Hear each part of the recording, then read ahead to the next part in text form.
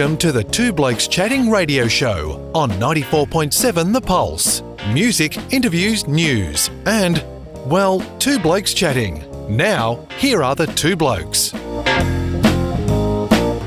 are the boys from old Fitzroy. We wear the colours maroon and blue. We will always fight for victory, and we'll always see it through. Win or lose, we do or die. In defeat, we'll always try.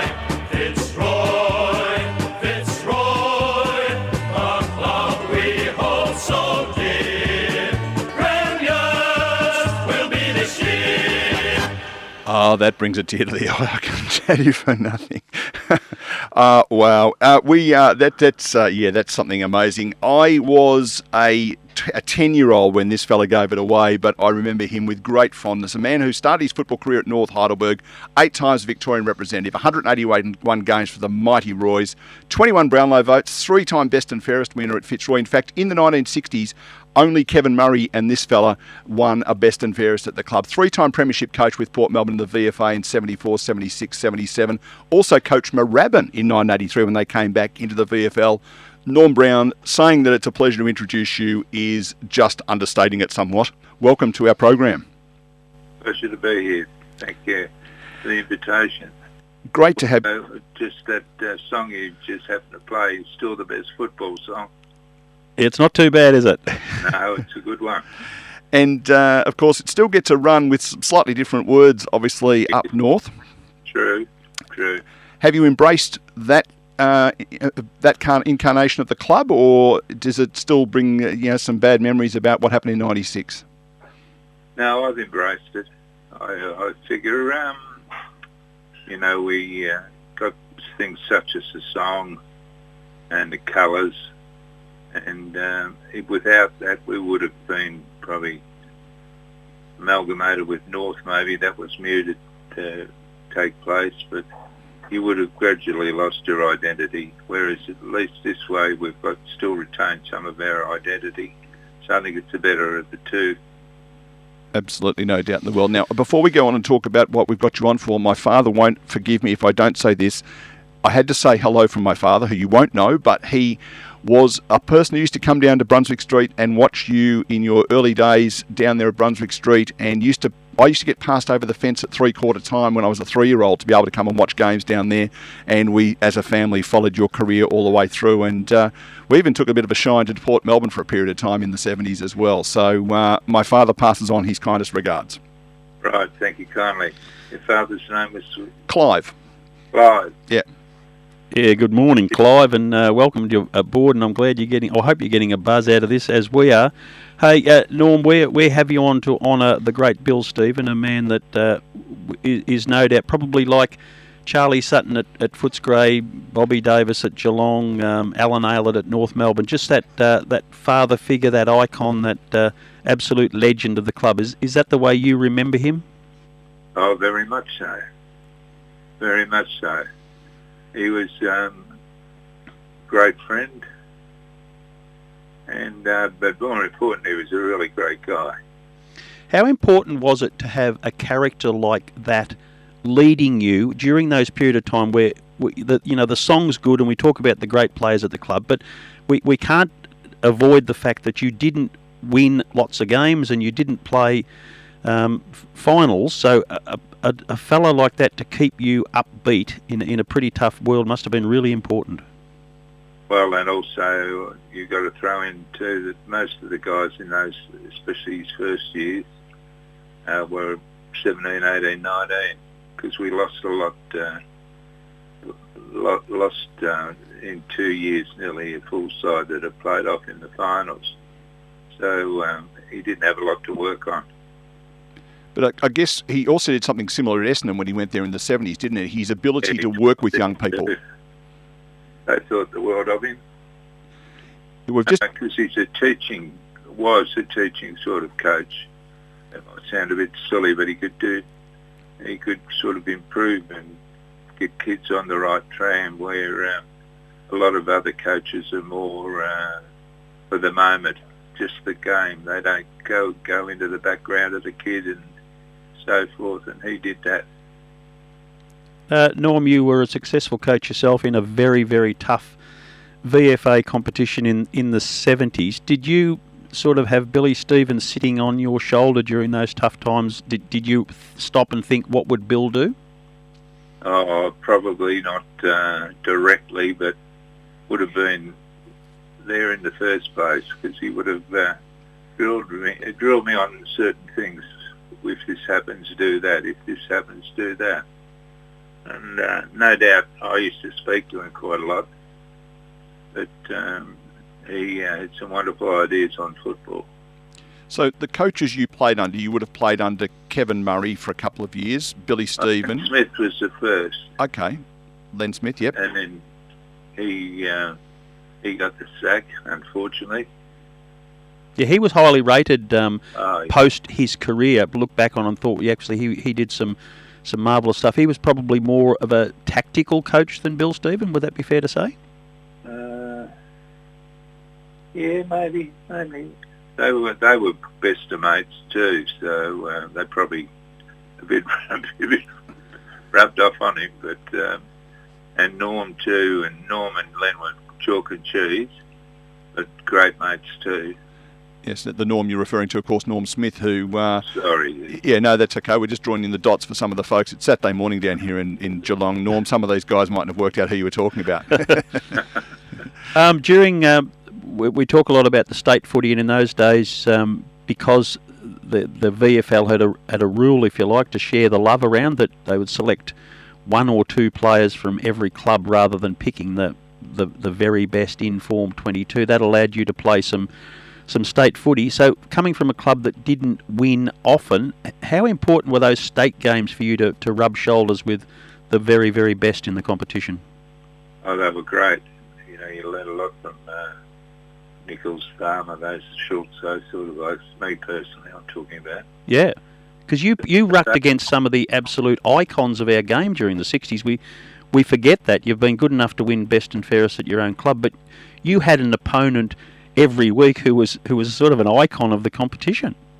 Well, ruckman, then the game's changed dramatically, as you well know, but in those days, every side had 4 ruckmen. They didn't have, like say, 1 or 2 and then go to, I think Barassi probably was the start of the ruck rover type guy that was more agile on the ground, and they forsake a big bloke for him.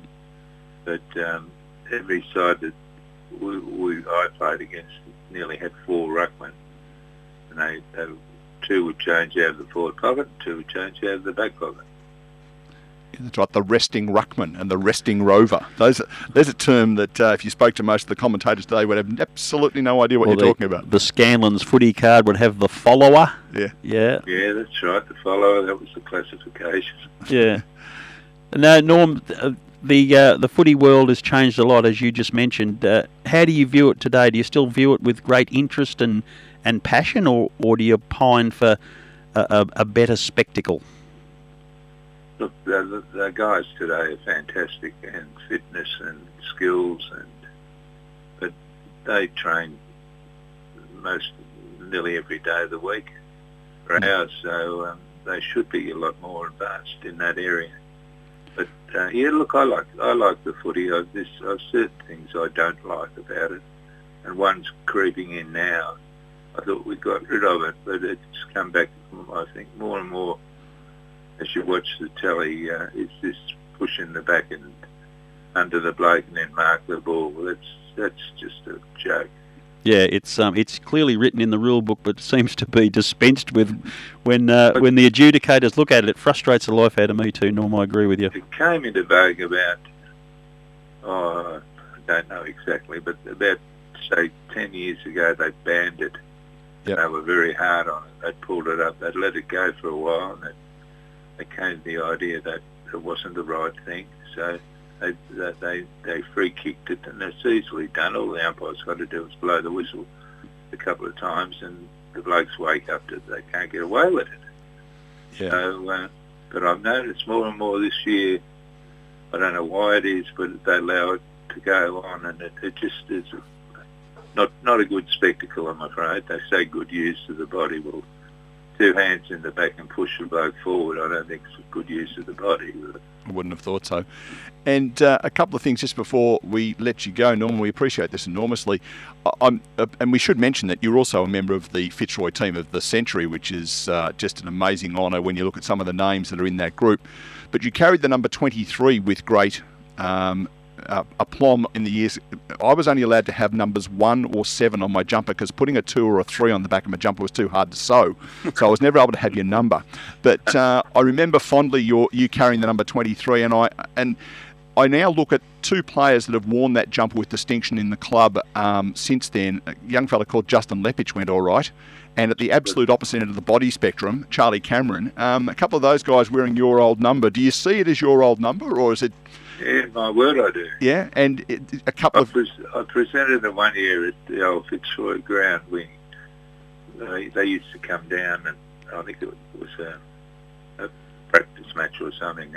This is Brisbane I'm talking about, yeah. sorry. Yeah. And I presented Lepo with his 23 and gave him a big ribbon because he was a bit hot-headed and a bit wayward in his youth. But he certainly made up for it in the latter years. He was a fine player. He went all right, didn't he? And then we had a couple of people like Matthew Leuenberg and Josh Shackey went through the number, but Charlie Cameron's a bit of an excitement machine. Sure. I don't remember you kicking a goal and running down the ground doing the Harley Davidson thing with your hands, though. I don't remember that very often. They would have sent out some blokes in white suits. I can imagine if you had done it down at Port, the boys from Williamstown might have had something to say. Just on that, Norm, the VFA, those days we watched on the television of a Sunday afternoon, and it was just wonderful entertainment, but my goodness, it was a brutal competition, wasn't it? Yes, it was no holds barred.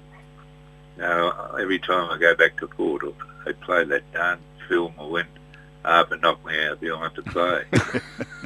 My teeth don't feel too good at the best of times. But, yeah, no, it's... no, but generally speaking, as I said before, football's changed dramatically. For the better, I think. Yeah, well, even though you probably like sitting back in your lounge chair on a Sunday, cold, wet Sunday afternoon and looking at Port play Dandenong or something like that, but it wasn't much fun out there.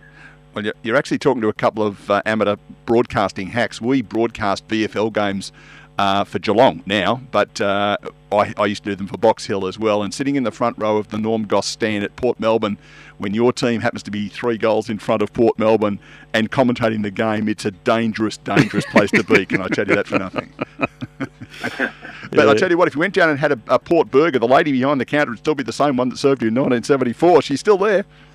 It's probably a little Goss, no. Unfortunately, a little passed away. But, yeah, Norm, it has been... They love it. Yeah, it's an absolute religion down there, isn't it?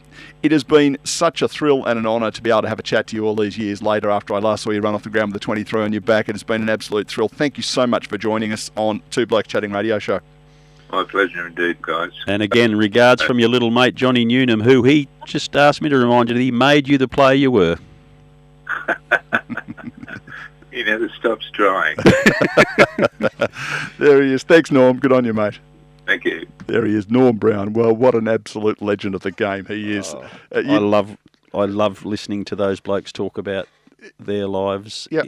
Just fantastic, and we watch them and think that they're something above human with what they can do, but at the end of the day, they're just really, really good people who have been lucky enough to be gifted the ability to play a sport. It's not just footy, it's any sport for that reason, but what a lovely, humble man he is.